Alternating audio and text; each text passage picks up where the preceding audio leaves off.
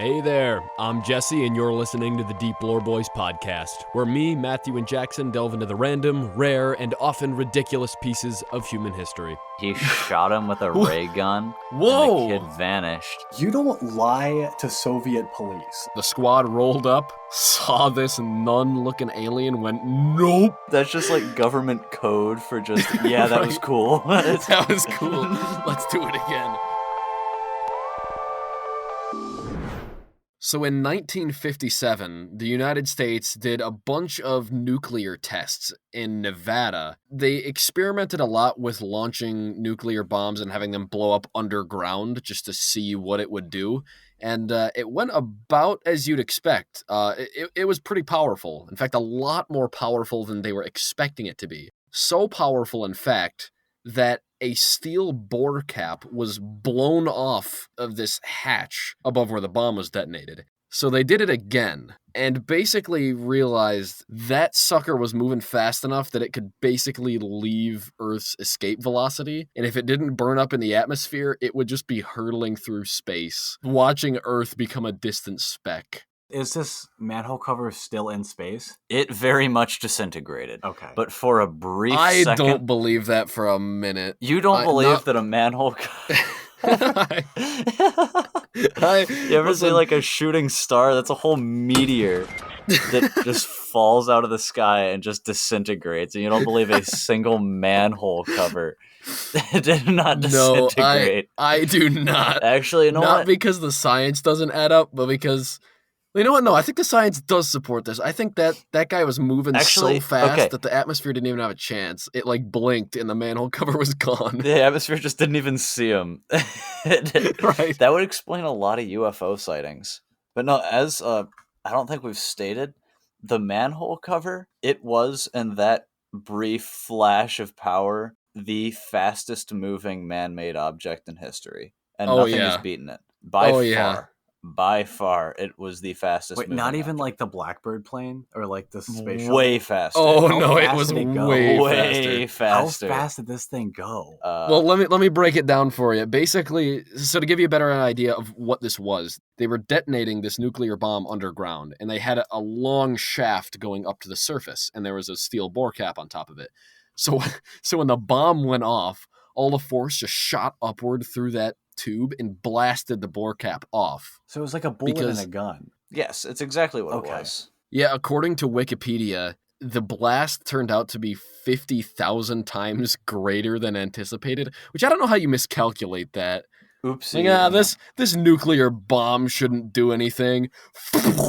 Manhole cover goes into space. But yeah, so basically, once they realized the first manhole cover had been shot up into space, they're like, let's do that again. Yeah, it was deemed scientifically interesting, which is the most American excuse I've ever heard.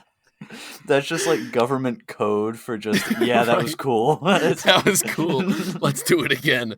Meanwhile, the Russians were like really concerned. They were like, what are they planning? Like they keep launching all they keep launching these manhole covers. And we're just shooting a manhole cover up there. So they did it again, and they set up this camera with a super high frame rate, and they were hoping to basically like film what happened to the manhole cover and try to calculate how fast it was going. Okay, yeah, for full perspective, it took a frame once every millisecond, once every thousandth of a second. Yeah. Okay? And the manhole cover was only visible in one frame. In one of the frames in this video did the manhole cover be seen. Dude, this is like slow-mo guys. Like, I don't know if you guys remember like them on YouTube years ago. That's exactly I definitely remember slow-mo guys. Like, let's see, like, can you imagine having literally this is 1,000 FPS. I think the funniest part about this is not so much like that stat, but just to imagine if it's literally 1/1000th of a second this thing is in the air, you're talking about watching the manhole cover disappear. Like 1 minute it's there, and then the next it's completely gone. You probably don't even see it ascend. Yeah, for context, it was going at about 150,000 miles per hour. Yeah, that's what they calculated. Yeah.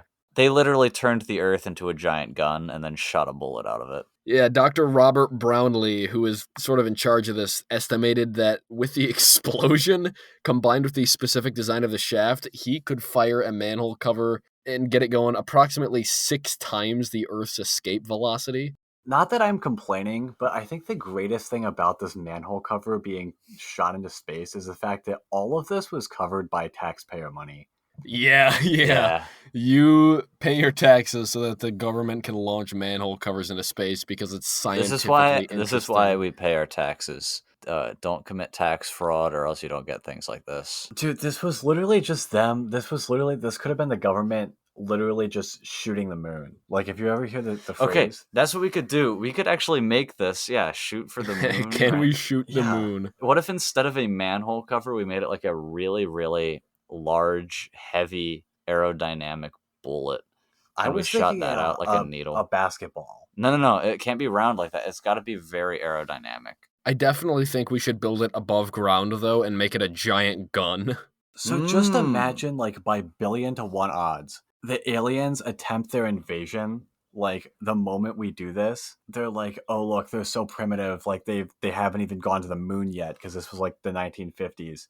And then the one, like, the mothership, basically, it just, like, has one manhole cover that just shoots off at it and just basically goes right through it and kills, like, the alien queen. Dude, no. Oh, no. Like, really? No. Like, that's it? Like, just imagine, like, a sheer That'd odds be a of that. tragedy, actually.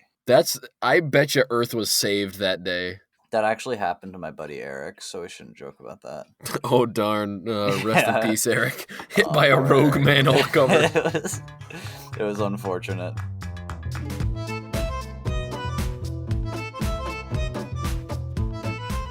You guys like aliens? We have one alien. All around cryptozoology, ufology. Basically, the Flatwoods Monster is kind of an icon if you are unacquainted with the Flatwoods Monster. Basically, think any good old story from West Virginia combined with a UFO landing, and you have what you have. That's it, yep. So, 7:15 p.m., September 12th, 1952.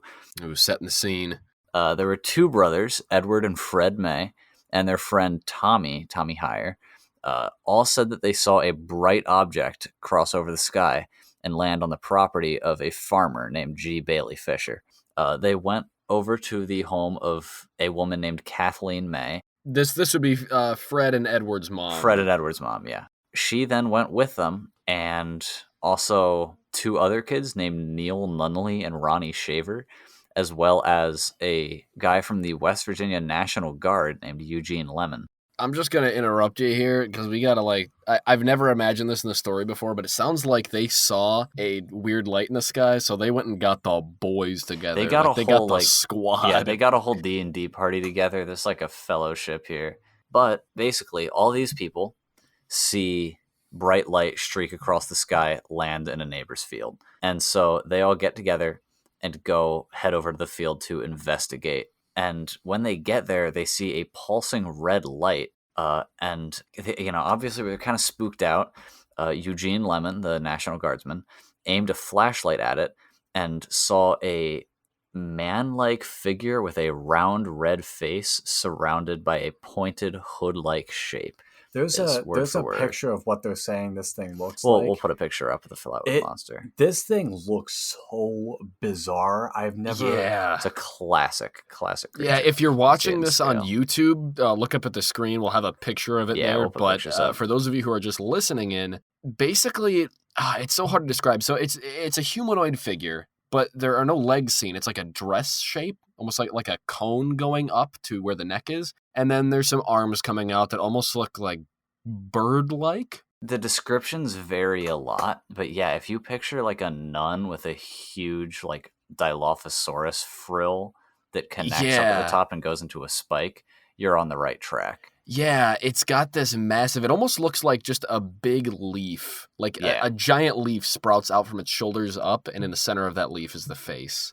Yeah. With big red eyes. Also, it's like twice as tall as a human. It is a very large creature. Yeah, it was described as being approximately 3 meters tall with a round blood red face, a large pointed hood-like shape around the face, and eye-like shapes in the face, which emitted greenish-orange light. But according to the story, this big nun-looking alien thing made a hissing sound and glided toward the group. I don't like that phrasing. They could have said ran, they could have said floated, but the word glided, yeah. I mean, this I thing, know, yeah, I it know what looks it like did. it would glide. Either way, it was enough that Lemon screamed and dropped his flashlight, and the group just tore out of there. So the squad rolled up, saw this nun-looking alien, went, nope, and Nope. pieced the scene. What is interesting is that, and this is why I do give this story a bit more, Credibility. What's the word? Credibility, yeah, than most, is that they said that it smelled really, really bad, and they all felt nauseous afterwards. Right, it's something that you wouldn't think of if you were just making up the story, or you might think of it, but it'd be especially not in the less 50s. expected. You wouldn't think, oh yeah, the aliens are going to get you sick. Nobody really thought of that. Here's something that the Wikipedia doesn't really say, but this streaking thing across the sky had been seen by multiple other people. Very, very well reported.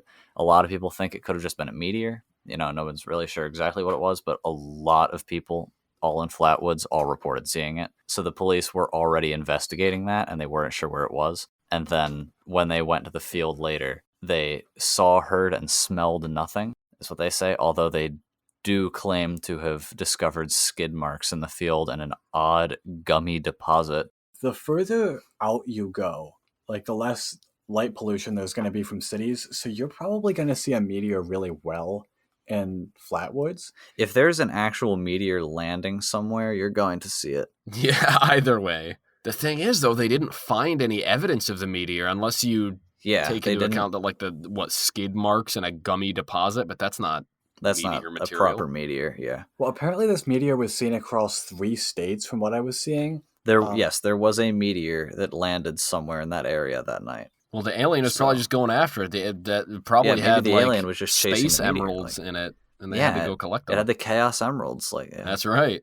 So I think this is a case that a lot of people have presented, and I find it the most plausible. The big running theory is that there is a barn owl standing on top of a pine tree, and the pine tree made it look like it was a big skirt that kind of like floofed up like that, and they just saw the barn owl's eyes coming out from the top of the pine tree, and they naturally reflected the light back from. But do barn owl eyes glow red? This is a big thing that people They do glow. I'm aware that they glow, but do they glow red? Because this is a big thing with Mothman too. Does it say that the eyes were red? Hold on, I think it did, but I believe it actually says, the eyes, it says eye-like shapes which emitted a greenish-orange light. That's right. Okay, so we got to correct ourselves here. I do popularly imagine this thing, and I think it is usually represented as having red eyes, but I think the OG account was that it had a red face and that the eyes emitted a greenish-orange light. Now, that does sound like a light reflection on a normal set of eyes. But the red face doesn't make a ton of sense for it being an owl. Maybe it was a very bloody barn owl. But there's also, how many of them were there? If it was a barn owl, you'd expect at least one of them to be like, oh, yeah, that was just a barn owl. But all of them say they saw this creature. So if you're already kind of scared and superstitious about aliens being in the area, and you see 2 glowing eyes in a tree, are you really going to look that much to check and make sure that's what you're seeing? Because if that was me and I was superstitious, I would have just turned around and ran. I would have been like... The big confusing thing though is why of all these people was the first person to scream and run the National Guardsman? I don't know if I blame him. I mean, if he saw... to be fair... I kind of wonder if this was some rogue cosplayer that they stumbled upon out in the wild. There's something like that. I don't know. Because it's just so bizarre, the appearance of this thing. It really is. It's really odd. The problem is that's the perfect, I would get to work, open my computer, and I would see, cosplayer dies in woods after being shot by spooked huntsmen. Of course, yeah, that's going to be the instance where the, UFO sighter, fights back. So apparently in Braxton County, there's these 5 Flatwood Monster chairs, and if you take photos of all of them, they'll give you free stickers. What is it, like a quest? It's like a side quest down there. Apparently they'll You go down, you take photos of all 5, and they give you a free sticker. Yeah, apparently. Dude, that's that's like incredible. Dude, we gotta go. Can we go down to Flatwoods Can we go and do earn it? those? Honestly, we really should do like a Deep Lore Boys road trip and see like how many different spots we can visit. We could film it.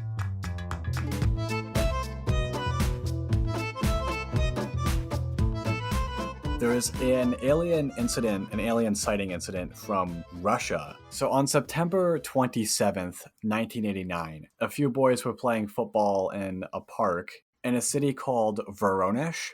They began to see a bit of a glow in the sky. And eventually this red ball started just like hovering around. They said it was a 3 meters wide red ball, just sort of hovered around and then vanished. But a few minutes later, the ball reappeared, and then a 3-eyed alien, according to the boys, exited, I guess, the ball, wearing bronze boots and had a disc on his chest. Also, apparently, a robot exited this Yeah, object. he had a little robot with him, too. And then he shot it. There was a 16-year-old kid there playing football with him. He shot him with a ray gun. Whoa! And the kid vanished. And then the red ball disappeared. And that was that. The alien did a drive-by shooting? He did. He just floated down, shoots a child with a gun, flies away. Whoa. Well, it says it made the boy disappear until the object departed.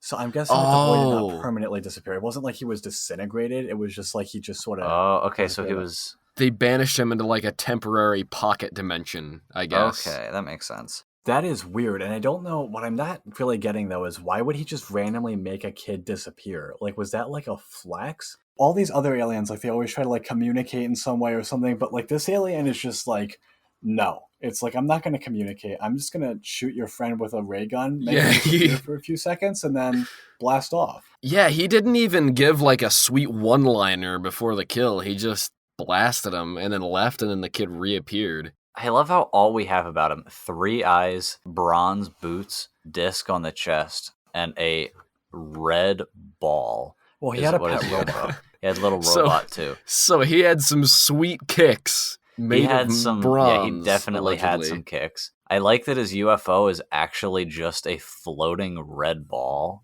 Is that all I said it was? Yep, it is just a floating red ball is all that it is. So basically, long story short, children see aliens, but not just the children's. There was a cop, Lieutenant Sergei A. Matveyev, and he claimed to see a flying body in the sky. I'm not sure if by body he means like somebody in creative mode or like or like UFO. a body of translation matter. Gets weird. He might have just meant like, an object. And then Interior Ministry, the Ministry of Internal Affairs of the USSR, they said they would dispatch troops to the area if anything else started going on. So that means that this was taken pretty seriously. I kind of think it's a little sketchy that the only people that claim to have seen the alien were all kids in a way, or teenagers. Like, you would kind of think that if you were to make up an alien story and tell it to someone at the age of 16, and I'm imagining the other kids were around his age, you should kind of be more mature. Me at 16 would have been doing this stuff. I would be doing this now. Matthews, he's got plans to do this. He's doing this tomorrow night. I do this all the time, dude. I'm constantly reporting to the police, like, alien, dude, alien, I saw him. Well, see, like, you don't lie to Soviet police. Like, that's a bad idea. How do we know they were lying? They thought they were telling the truth. But the thing is, like, it's not something to fool around with. Well, I guess this is what it comes down to. If the kids are real, if you believe the kids are real and that they reported this, I think it's extremely unlikely that they made it up and that it was a joke. Generally, the more people you have in a conspiracy, the more likely it is to fall apart.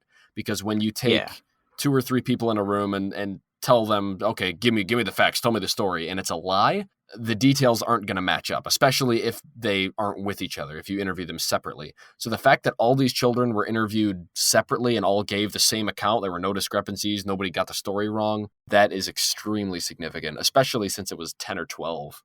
You also do not lie to police in Soviet Russia.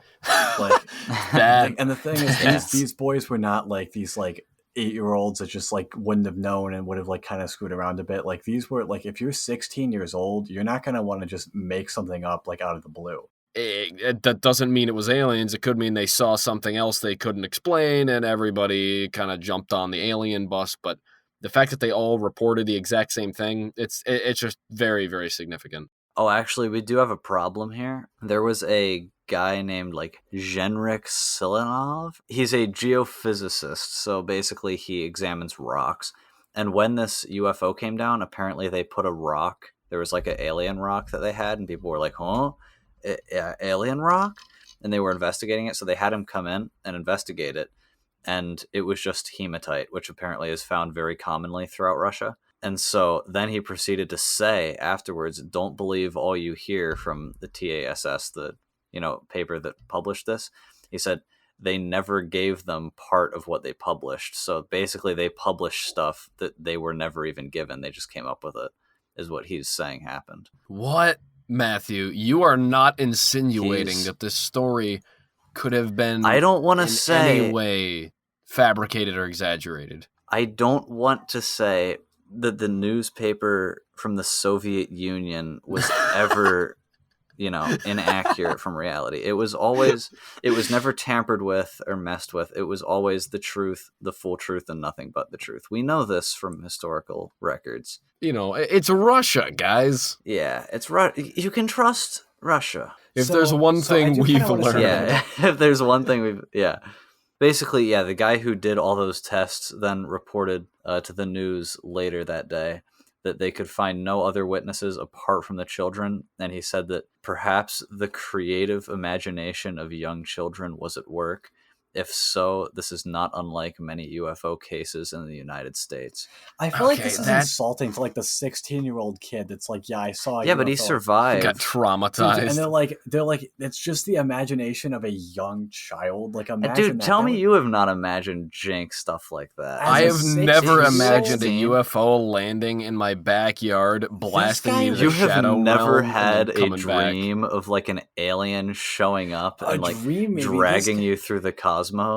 Yeah, but that's when you're asleep at night. Maybe these kids were asleep. Maybe they were all. They didn't all share a dream. Although they all fell asleep. It's like was actually just a collective hallucination. They all passed out at once. Maybe they were. Maybe they were all on psychedelics. They all sat around on the shrooms, and they said, "Man." So something that a lot of Westerners apparently thought about this was that these aliens were like kind of apolitical. They weren't really they didn't really appear to have like a political stance or whatever. That was what we were worried about. Their political stance. Yeah, can you imagine alien come on down here? It's like, darn libs. It's Joe Biden.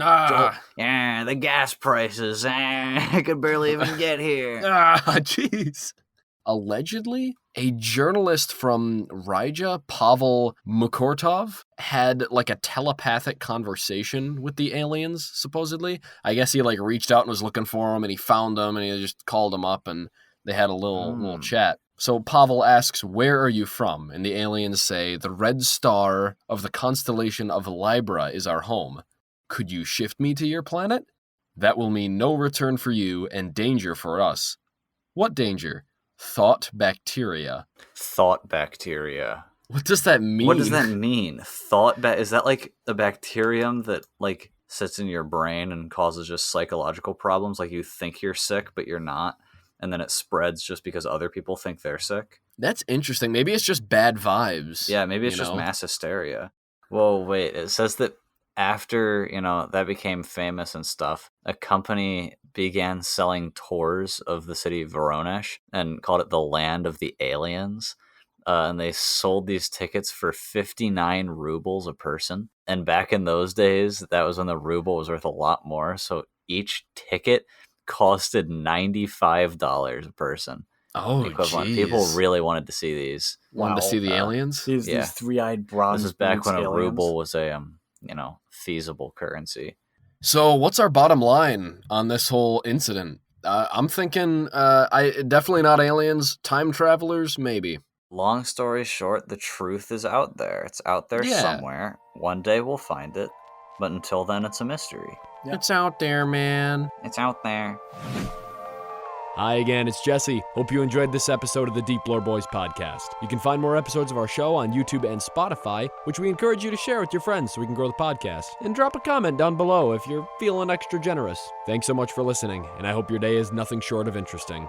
Take care.